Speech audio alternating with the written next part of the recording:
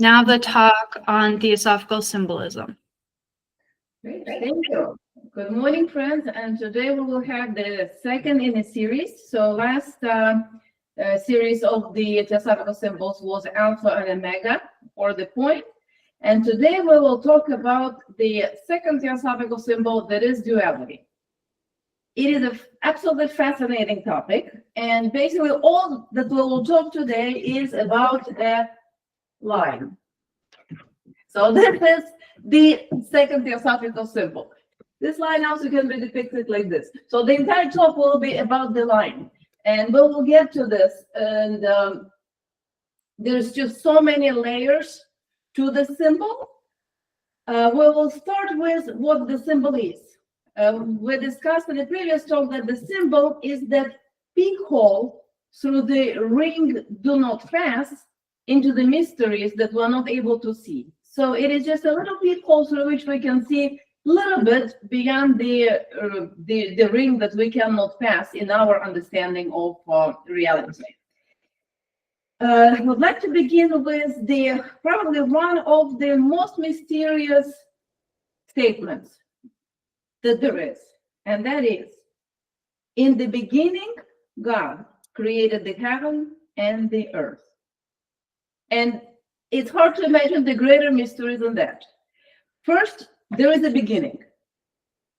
What is that beginning? What was before the beginning? Then there is a God that is at the beginning. Was he there before the beginning? And then he creates. How in the world he creates? He creates with the word. And he creates heaven and creates the earth. Why he couldn't just create one thing? He immediately creates duality of opposites, heaven and the earth. And now we'll go to the discussion of truth and reality. Like, we all are in search of truth, and this is actually our motto, that there is no religion higher than truth. And everyone professing any religion, including atheism and science, that also can be considered religion, are pursuing truth. So in the eye, basically the truth is in the eye of the beholder, and there are two polarities of that truth. So let's say the truth is ultimate reality. So what is real must be true. If something is not real, it must not be true. But this is in simplistic terms. If we look at the scientist says that the only truth is the matter and what we can touch and understand with the instruments as a humanity we have designed up to date. So it is what we can see, what we can touch, what we can understand with the tools that we have created. So the matter is the ultimate reality. There's no reality beyond matter. The mystic will say, well, the only reality is God or the spirit, because any matter will dissolve and disappear. How can reality be finite? So actually, for the mystic, the matter that is reality for the scientist is an illusion. It's illusory. It's just here for a moment and then it's gone. And then we go to the beginning, whenever the beginning was, and when God creates the heaven and the earth, so to say. So this is an example of the two polarities of duality: the scientific approach that perceives matter as reality and the mystical approach that perceives spirit as reality. But the spectrum of truth is not of the polarities, it's somewhere in between of everyone who basically determined their own truth, somewhere on a spectrum of these two dualities. So this is the duality in our thinking and how we try to explain and understand our world. What Theosophy teaches us, that even though we exist in duality, duality is manifestation, that there is always something beyond it, something that stands before the beginning. And before the beginning of that duality of matter and spirit and our division in understanding the world through these two lenses is basically the source of being. There is beyond all of that, we call it the absolute, the differentiated beingness. And that's why we call it a being, because being is already manifestation. Beingness is that always is, and that is behind the manifested duality in which we exist.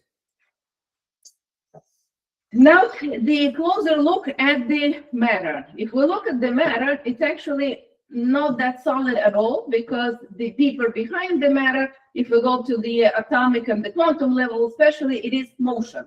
So all matter is in motion.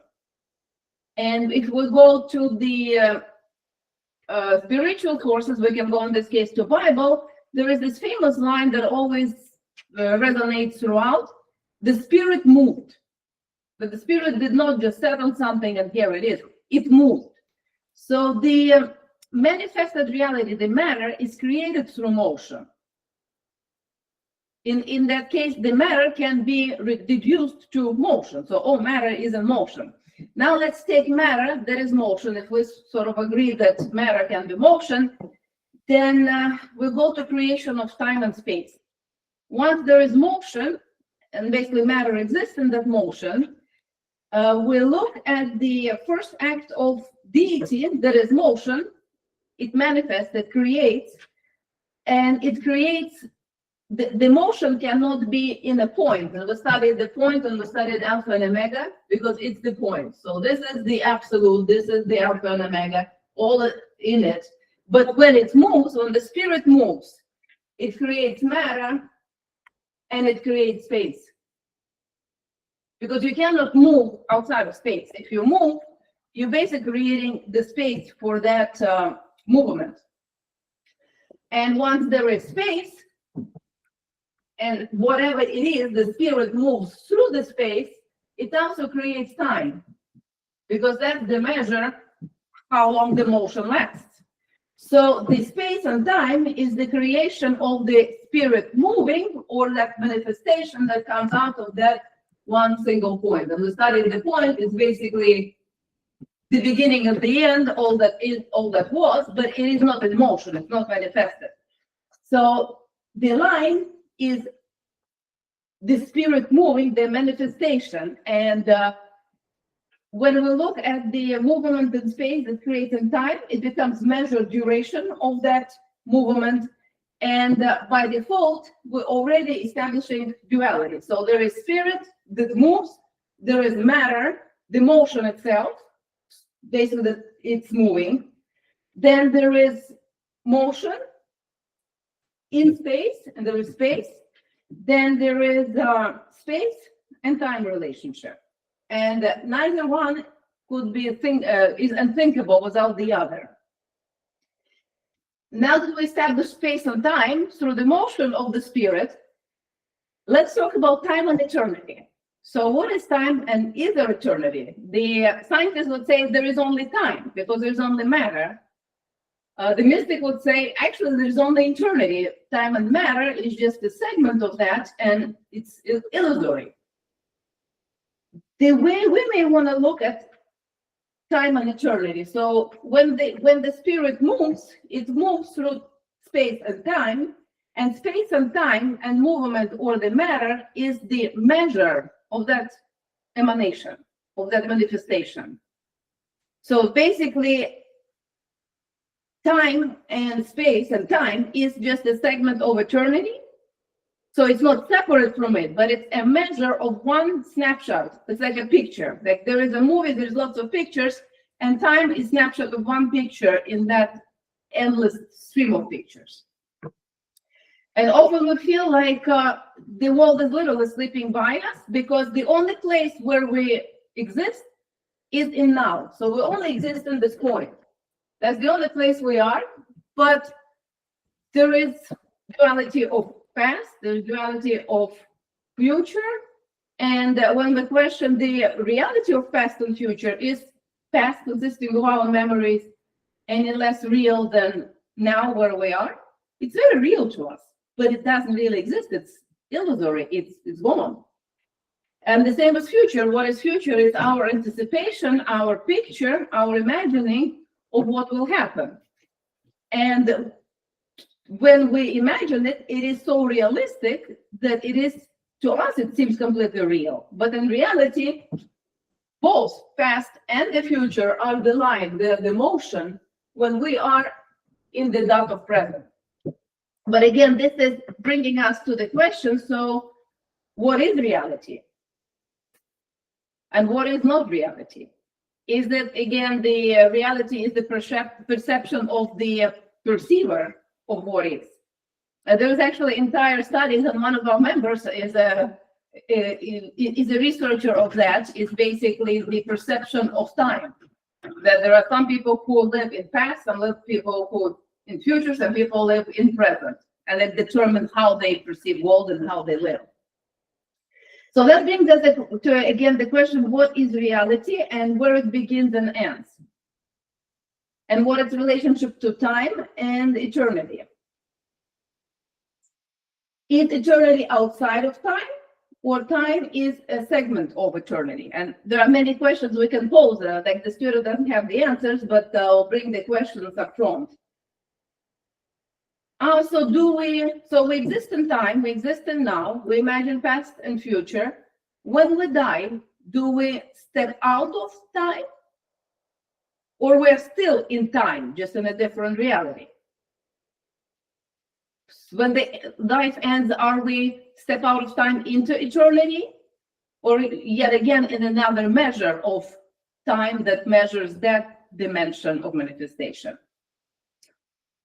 Also, when did the time begin? Did it begin in the moment when the spirit moved and manifested itself? When the motion began? Will it ever end? Will it go back to the point when there will be no time, because there's no motion, so there's no space and no time? So this brings us to the symbol of line. And this line is basically the great mystery, because the line represents manifestation of all life. All that we experience in this universe, this galaxy, other galaxies, other universes. So all of this is manifestation of that. Call it deity, call it spirit, call it absolute, call it Venus, but that manifested itself. Now we'll come to understanding the word existence. Exist. Exist actually consists of two syllables. Exist. Ex means out. Ex is to be, and is out of. So actually, the Greek translation of exist is to be out of. So you are stepping out of something. So you are out of. So you are stretching yourself out of something. So the existence in that beginning that is mentioned in the Bible is projected into a line, into stepping out of something. And if we go back to the same statement, so the creation or evolution, in the Bible, the deity creates universe with the word. So it comes into exist, it comes out and stretches itself out through the word. The scientists believe that nothing is created, that it's just primordial matter that evolves in time. If we look at this deity as an absolute in which all existence is, and nothing was outside of it ever before, it basically creates a movement, extension in space and time, and polarizes itself. And this is an important point. It's not that easy to understand. Struggled quite a bit through understanding it. So there is an absolute that polarizes itself. And in one level, it remains the absolute. And in the manifestation, it becomes matter and our manifested world.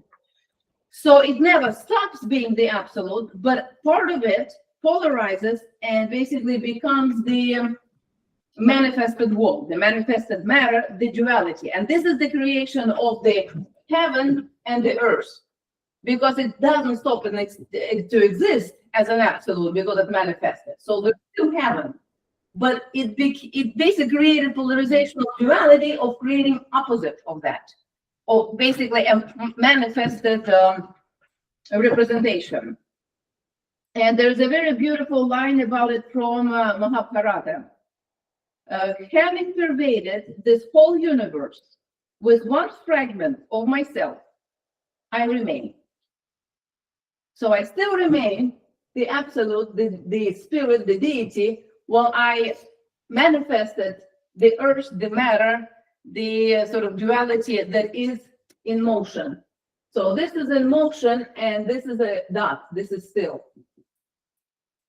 So now we have duality of the heaven and the earth. And the other saying that resonates to that the God divided light from darkness.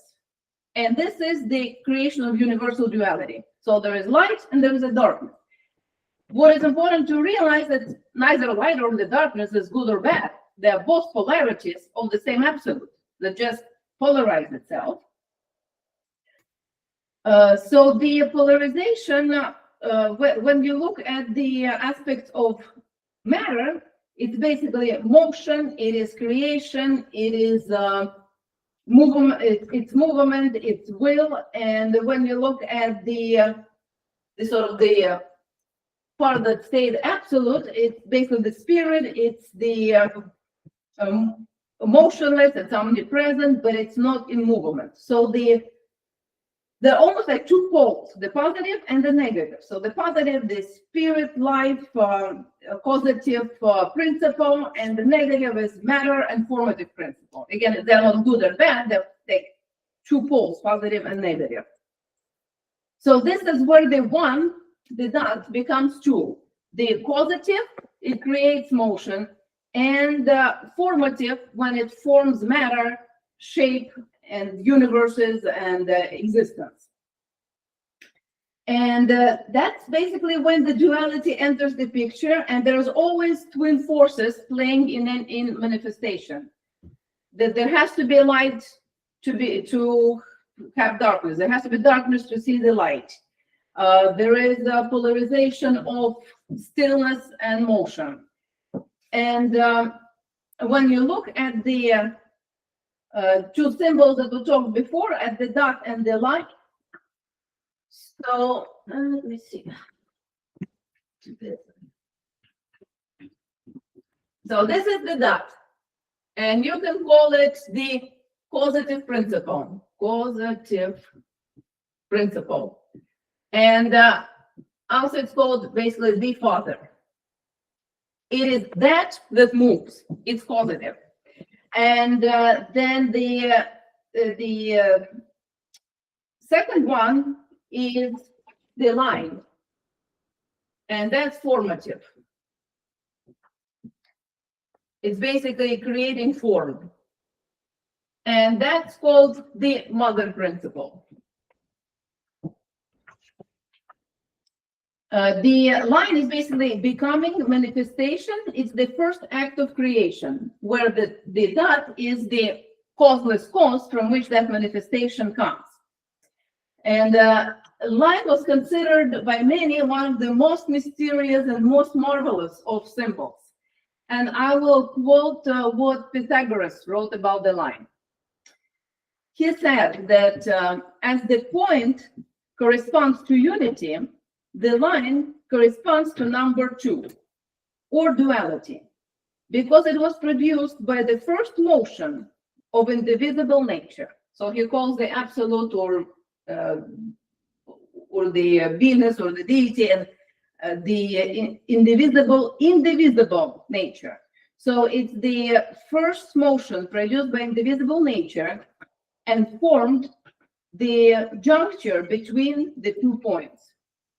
And the 2 points is the polarization. It's the heaven and the earth, and there is a line. So it's a bridge connecting the cause and effect. So basically line, if you look at the scientific explanation, line is the evolution. It is the birth of finite from infinite and going through the multiple steps of complexity as it evolves. Now there's also interesting perspective to look at the horizontal and the vertical line. I will draw it because it's much better when you can see. So this is the vertical line. Looks like almost nothing, but it's extremely important symbol. So it represents divine ascending on earth. This is polarity of the heaven and the earth. It also represents man. So divine descending on earth and man ascending to heaven. So this is that line that connects us to the two polarities. It is the so-called the man's aspirations and the God's benedictions in connecting the two. In a way, you can say it's the, if you go again to the Christian foundations, it's the God becoming man. So it is the representation of Jesus. And if you take the Theosophical, it's the human ascending to God. So it is the Word made in flesh. So word made in flesh, basically the absolute manifesting in the physical. Now there is a horizontal line that is basically considered to be the feminine energy, the mother. It basically brings the equilibrium to the polarity and equalizes the forces and relationships in the universe and the laws of universe. Now going back to the horizontal, you can look at it, heaven and the earth, but there is just so many dualities of the vertical line. So this is the North Pole and the South Pole. It is head that connects us to the higher and the feet that grounds us into the earth. But what is interesting, it is also when you look at the line, what it resembles is basically our spine. So the line is the spine that connects us to the head centers and again to the feet.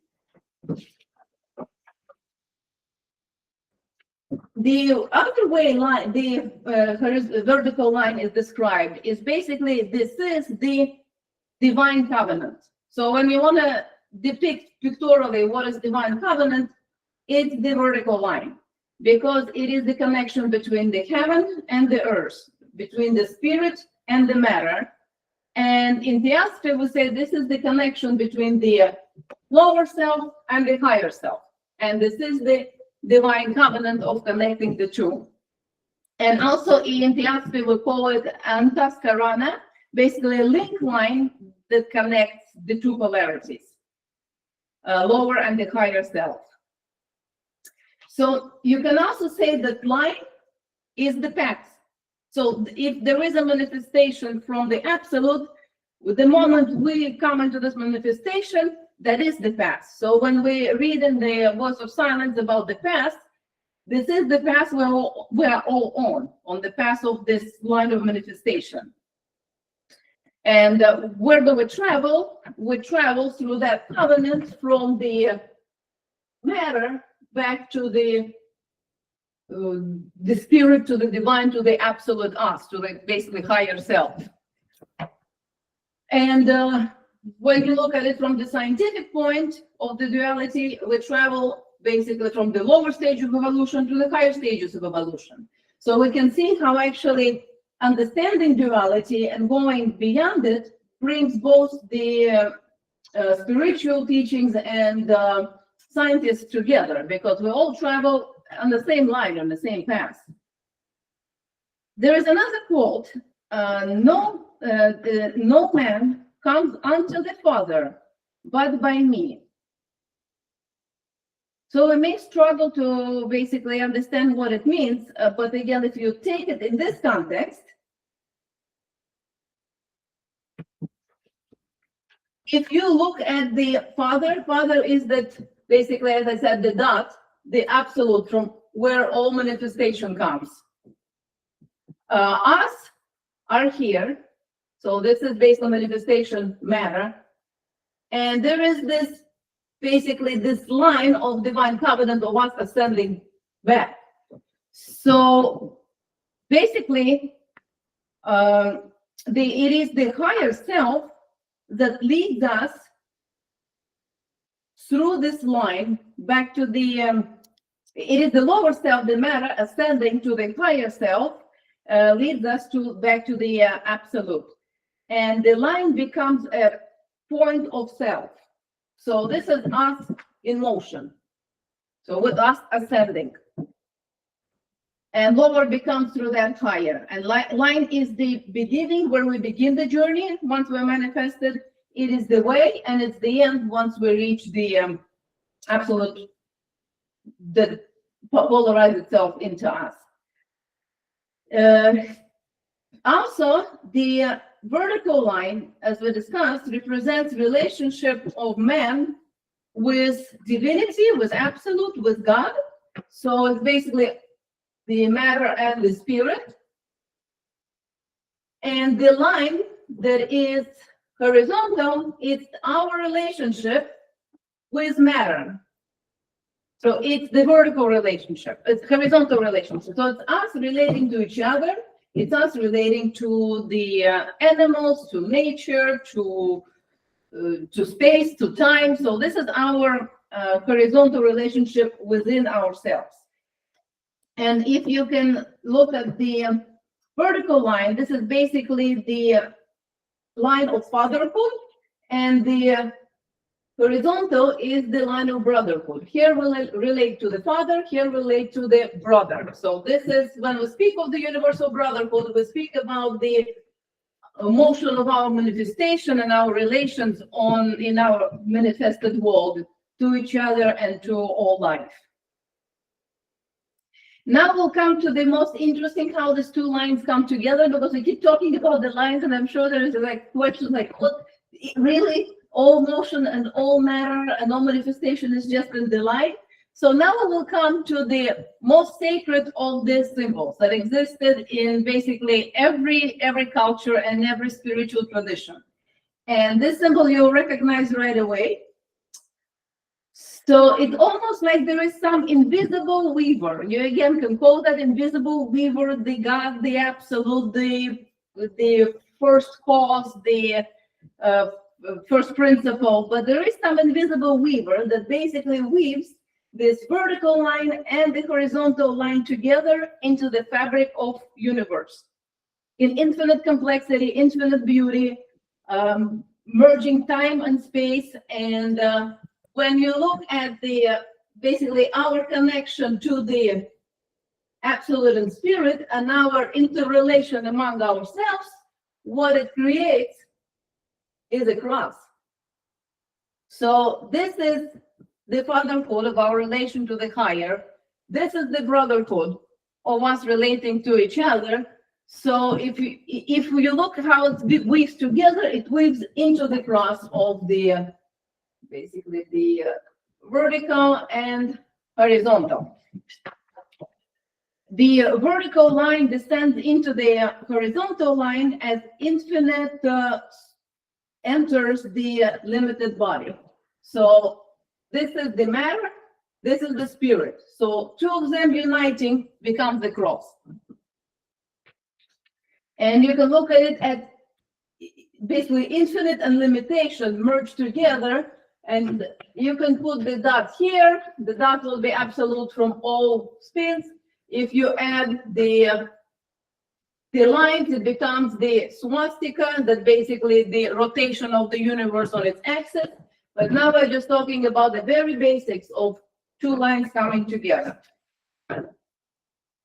So this is our relationship in the cross. There is a father, there is a mother, and this is basically our relationship to the divine and to each other. It's spirit enshrined in matter. And when you look at the virtues of the vertical part of the cross, that would be the silence, the reserve, the poise, the grace, dignity, self-restraint, attentiveness. It's that stillness that we all have. And if you look at the virtues of the horizontal line, it will be our aspirations, our perseverance, our will, our sort of imagination. It's what propels us, what projects us to create in the divine creation or in the manifestation of the beingness in this reality. Now we'll come to another very, very interesting symbol. And since we're speaking about the symbols, this is the second symbol, and it's also a second letter in the alphabet. That is B. So the first one was R. so alpha. And R was basically the absolute is exhaling. And B, when you will say letter B, B, B. So first you created like the almost like tension, or you got all the force, and then you defined it. B. It's the first letter that creates almost a boundary around, creates a form. And when you look at the letter B, it starts with the, probably will draw it bigger, because it's important to see in the letter B. So it starts with the line, with the vertical line. And then it has two circles attached to it. So here's our favorite line. The upper circle is, we're going back to where we started, and in the beginning, God created the heaven and the earth. This is the heaven. And the bottom circle is the earth. This is the spirit that moves through the line. And this is the matter. This is the manifested universe. So that's letter B. In Hebrew, it is Beth. Beta in Greek, Beth in Hebrew. So it's the heaven above, the earth beneath, and the spirit moves through the motion of the line and connects the two. So that's the symbolism of the letter beta. So it's a macrocosm versus microcosm. It's upper versus lower, and it is the God versus the man. And the B itself represents duality in a manifested world. So there is both connected with one line. In Hebrew, Beth, B, also meant the house or the dwelling. So basically, it is where the world dwells. It's space where the spirit dwells. And note the two interesting words, Bethlehem and Bethel, house of God. So it is where the spirit dwells. This is the spirit, this is the matter. That's where it basically dwells. Or another word you can say is the word made flesh. Now we'll talk a little bit more about the letters and the relationship of the God absolute and the line manifestation of the absolute, because it is also reflected in our letters, such as consonants and vowels. So vowels are a point. So it's basically something that it's the force, it's the energy, but it's not a meaning. If there is a word that consists only of vowels, it will be devoid of meaning. It's really hard to define a vowel to be it doesn't become a word. The word becomes when you join vowel and the consonant. So consonant is a fixed boundary of the sound. It's when the word comes in the meaning. And when we're discussing this, because there are so many notions of that God creates the world, creates the earth with the word. So again, all of this is a symbolism that he didn't create it with the word, but there is lots of symbolism in the sounds and letters as well, not only numbers.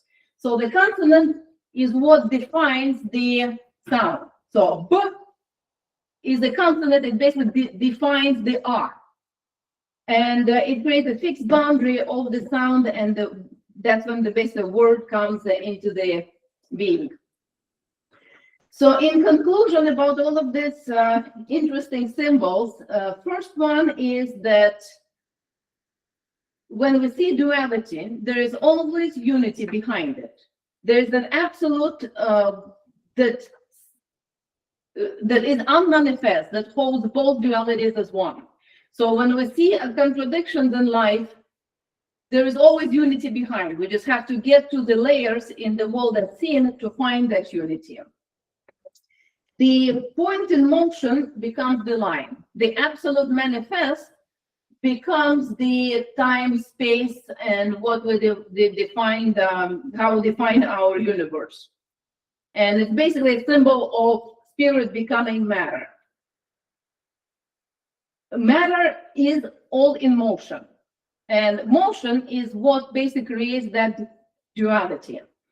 Time and space are only the fragments of eternity. And again, eternity is that unity that stands between the time and space that is just a measure of it now in this moment. And the vowels, as we've seen, the vowels must be limited by consonants. So there would be a meaning in symbols or in words. And there's probably many more deeper studies that can take place on basically the statement that God created the world with the word.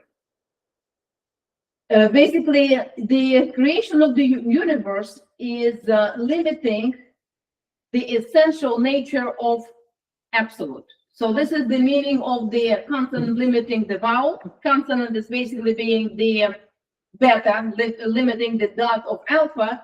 And it is the same that all of our creation, all the universes, all manifestation are not separate from the beingness and the absolute. It's just a limited version of that. And the unity of it still exists, as I've shown that basically the absolute polarizes herself, whatever, it's hard to define. And the fragments of infinite, basically descend from the higher to lower, and what we do is keeping this covenant, antaskarana, or just a line of our connection between the two polarities in the manifestation of duality, knowing that that represents basically our path that we are on to the ultimate unity. Now I will conclude here. I know this may have been quite confusing, but there's lots of material that is very interesting, and this was just a light touch on this. So if there are any questions, I'm happy to answer.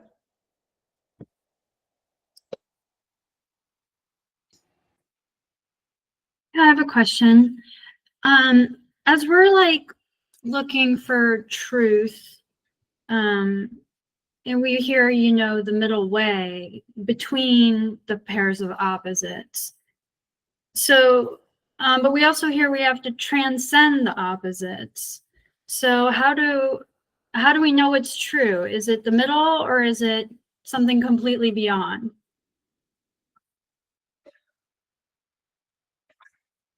The feeling here is the middle path is the path that basically sees that unity behind all duality. That basically, if you choose to say that this is the ultimate truth for me, that doesn't mean not to be truth. Like we like to go into duality of polarization of this basically excludes that, and that excludes this, and that's this eternal sort of battle between the science and the mysticism, when actually neither one excludes what is unity beyond all of this. So I think middle path is basically a path of realizing that whatever you choose does not negate the path of the other, because we're all returning to the same, through the same path to the unity that came into motion and created all of this. So maybe it's a good starting place. Yeah, the starting place. The seventh Bible. And the beginning, I think beginning is just basically the beginning of manifestation. It's not the beginning. It's when that divine decided to polarize and create the earth.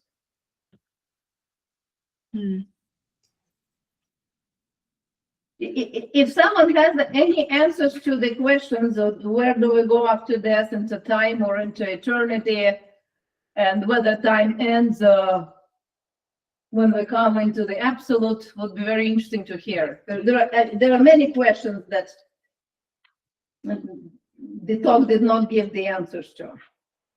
Yeah, you when you had said you know, the line in the human body, you know, the brain and the feet, it reminded me of we don't hear that much about it in Theosophy, but it is mentioned the Kundalini is like a power that is can be awakened. We're not ready to use it yet, but it travels up the spine, up the line, and opens up, like, I guess, the third eye, the vision, spiritual vision and things like that. Yeah, exactly. Yeah, didn't even think of this. Yeah. And you can look even here, that even in this beta, so this is the Kundalini powers, and this is basically, if it's awakened, it makes, I guess, this ascension conscious and realized, and so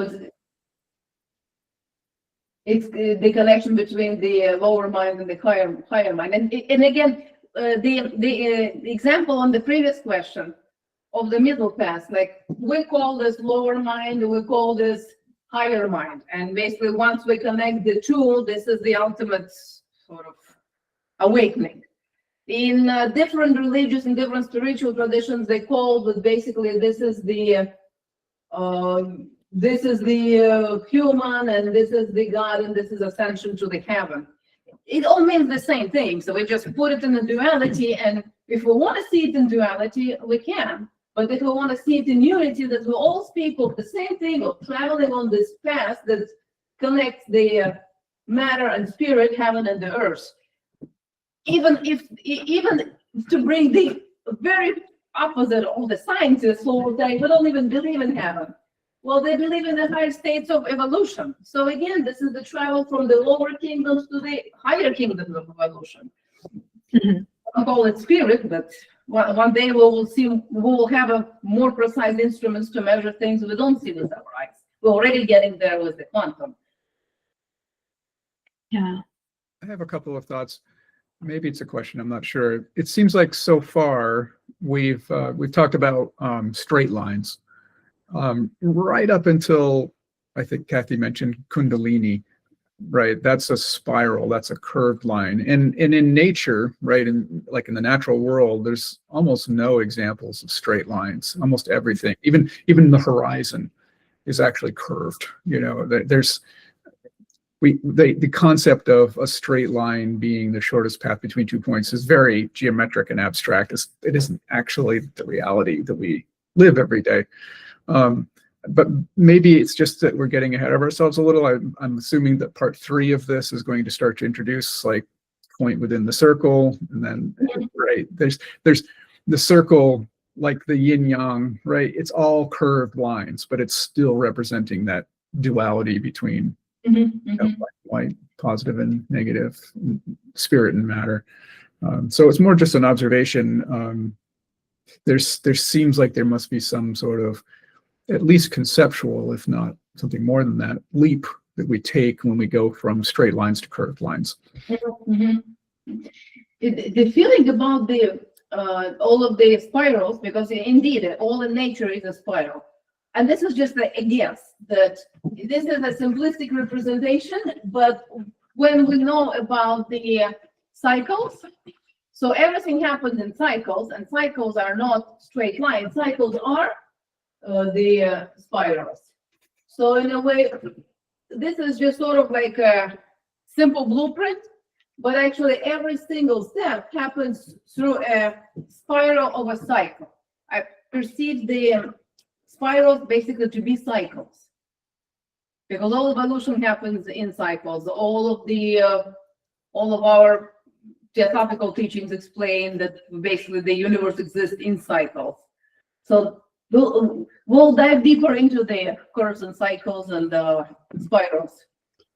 Yeah, I was actually thinking along those lines before, when Josh said that, is that you had talked about the cross, and that if we expand horizontally for brotherhood, you said, and at the same time expand, in a vertical direction at the same time to ascend to spirit, doesn't that form a circle if we're expanding in both directions equally from the center of a cross? If we put the cross,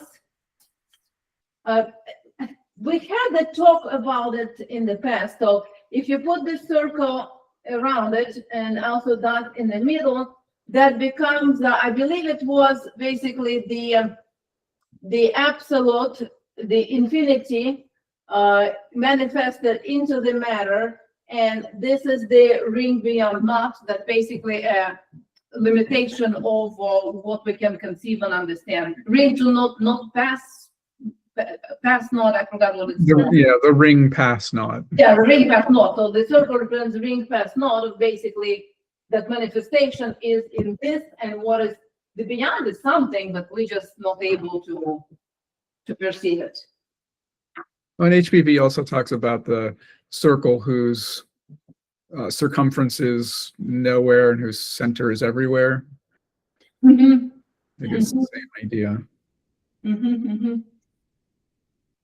Speaking of the point, it feels like as soon as you start talking about it, like as soon as you identify that there is this first point, this first principle, that is in a way a sort of latent duality.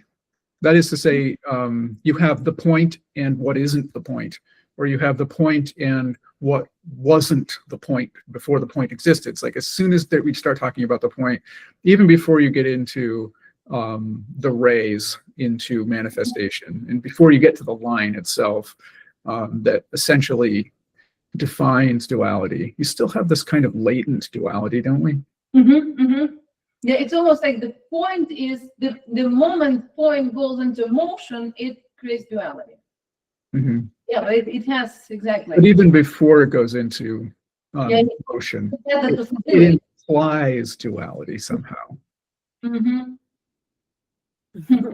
It's almost like it's unified duality. Right. Yeah. Interesting. Mm-hmm. Well, at the point, I think goes back to the root you were saying of exist, because the universe is guided from within outwards, and the point is just the beginning of all that. Existence expands. Mm-hmm. Mm-hmm. And I'd like to go back in this to the quote, and in the beginning, God created heaven. At the point, it basically split itself into duality and motion and manifested. There's just so much in that one saying. Like, if you really think about it, like, Yes, yeah, for sure. what is the beginning? What is God? To me, the most interesting, how that manifestation happened. Like, basically, what triggered the point to get in motion? Did it just propel? Mhm. It makes me think of the diagrams we see from particle colliders, right? They're throwing atoms at each other, but what we see is not the individual results of that as a point in space. We see these lines, these streaks coming out from where they collided. It's sort of taking the snapshot of that motion out of the point where they collide. I don't know why I'm just reminded of that as it may mean nothing. It may have no parallel at all, but it feels like there's some similarity there. Mm-hmm. Mm-hmm. Yeah, all very interesting things. Like, we're really going there. We've been walking for so long, we don't remember what the origin was, but what was in the beginning. To me, again, this is like, I don't know why it puzzles me so much, but did it just decide manifest from itself, or it collided with something else, or something triggers it, some kind of almost like an electrical signal? Like, we're talking about the foreheart, but this is even before that, because in the beginning there was absolutely nothing, just the Venus. And how this, it's almost like this, was this Venus pregnant for 9 months and then burst into the creation of manifestation of universe? Right. So polarity only exists in the realm of manifestation? Because, yeah, beyond, I guess, it collapses into unity. Mm-hmm. And there is no life without polarity, without duality. So all manifestation has duality. Like we can't get away from it. It's like saying, does manifestation only exist in the world of manifestation? Does polarity only exist in the world of polarity? It's like polarity is manifestation, essentially. Right, but if we transcend it, we sort of collapse like the line, we're traversing the line, but also collapsing the circle back to the point. We start from the point, we return to the point. Almost, because if we look at the line as the path, so if you able to take the two polarities of 2 points and collapse them into one, your path ends and you're in unity. But then you're no longer in manifested world. And that's why extinguish all desires, because the desires belong to manifested world. And if you're in unity in 1 point, you're no longer in manifestation, so there is no motion. Motion is desire, in a way. And time, again, like it all gets back to time doesn't really exist. It's just it's an artifact of manifestation. It's what's established by the motion of spirit into matter. And there is no true separation between cause and effect. They are the same. They are one in the same. One is embedded in the other.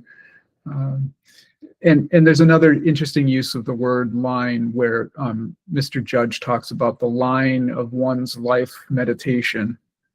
You know, where he talks about meditation isn't just something you do morning and evening. It's something that you try to cultivate throughout every moment of your life, and you try to connect each like sort of conscious experience with the next through a line of your life's meditation.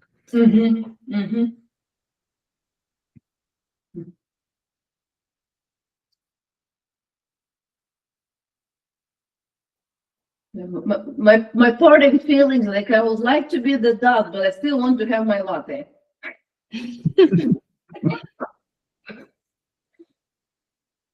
It's hard to imagine to be just at that point of unity when no desires, no motion, no anything exists. Well, the line is also the path, right? Yeah. It's we follow the line. They talk about not drifting off the path, which means we need to walk a straight line as much as we can. I like this sort of the colloquial sayings. You have to walk the straight line. Can you be on point? Yeah. Or can you get to the point? Yeah, stick to the point. Stick to the point. Make your point. Yeah. Really come to the unity, come to the sort of that unity principle from all of the wanderings of the path. Yeah. And Judge talks about these things as not insignificant, right? These words, these colloquialisms, these expressions. He says, let us use well these messengers called words. Yeah, I actually didn't realize there is so much symbolism in the letters itself. Like the numbers are known, but letters. I had never seen that either. I had never realized B was representative of duality. And if you think about it, A is the alpha. It makes perfect sense. It just never crossed my mind. And also, those are curved lines. It's almost like a spiral. The shapes on the letter B. What distinguishes B from a line is the introduction of curves, of cycles. And also interesting that the alpha, the A, is the first letter, so there is the point, the absolute, and then B is the limitation of that in the manifested world. I don't know what the next letter is. Yeah. Well, it depends on whether you are talking about like the Greek alphabet, I guess, versus the. Yeah, this is both based on Greek and the Hebrew, mostly Hebrew. Right. The Hebrew alphabet. So I think we can conclude here. And then we have a reading today. Yeah, let me stop recording.